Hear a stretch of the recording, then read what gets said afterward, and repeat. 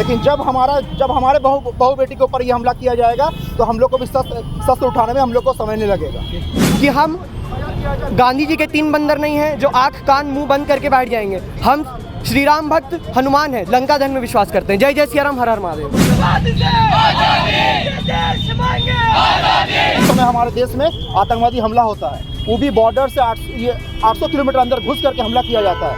ये हमारे देश को बहुत बड़ा चुनौती दिया गया है, हमारे सरकार को चुनौती दिया गया है। हम हिंदू हैं, हमें इस बात को ज्ञात होना चाहिए कि हमारा अगर एक हाथ में अगर शास्त्र है तो दूसरे हाथ में हमारा शस्त्र भी उठाने का ताकत रखते हैं। इस मजबूत सरकार से हम अनुरोध करेंगे कि जिस तरह से लोकतंत्र का मजाक उड़ाते हुए जिस तरह से हिंदू श्रद्धालुओं के ऊपर हमला किया गया, ये देश यही मांग करता है कि फिर से एक बार सर्जिकल स्ट्राइक हो। जम्मू और कश्मीर के रियासी में शिवखोड़ी जा रही तीर्थ यात्रियों की बस पर रविवार को आतंकवादी हमला हुआ था। इसमें 9 लोगों की जान चली गई थी और 33 लोग घायल हो गए थे। उसी को लेकर झारखंड की राजधानी रांची के अल्बर्ट टेक्का चौक में शिवसेना के द्वारा आक्रोश मार्च निकाला गया।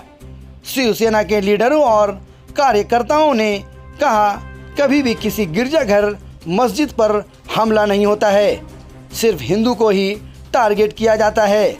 हालांकि बाद में ये भी कहा, किसी भी जगह हमला होना सही नहीं है।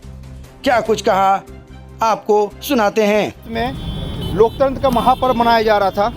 माननीय प्रधानमंत्री जी शपथ ग्रहण ले रहे थे, साथ साथ में कई मंत्रीगण शपथ ग्रहण ले रहे थे। उस दिन आतंकवादियों की तरफ से हमारे देश को चुनौती देते हुए श्रद्धालुओं पे हमला किया गया। जम्मू कश्मीर में श्रद्धालुओं पे हमला किया गया।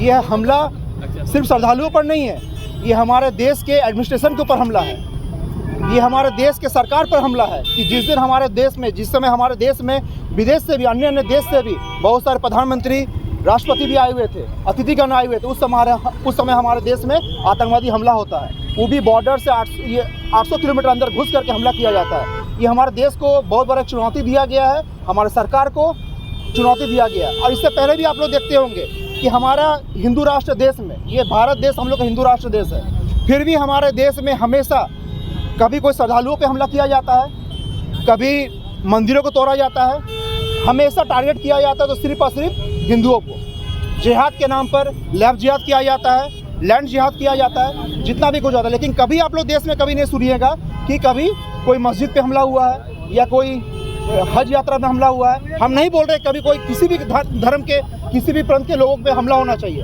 लेकिन सिर्फ मेरा कहना का मतलब ये है कि सिर्फ हिंदुओं पर हमला क्यों, ये टारगेटेड हमला किया जाता है सिर्फ हिंदुओं पर। अगर जिहाद भी किया जा रहा है तो सिर्फ और हिंदू लड़कियों के ऊपर जिहाद किया जा रहा है, लैंड जिहाद किया जा रहा है, सिर्फ हिंदुओं का जहाँ ज़मीन है उस चीज़ को लेकर जिहाद किया जा रहा है।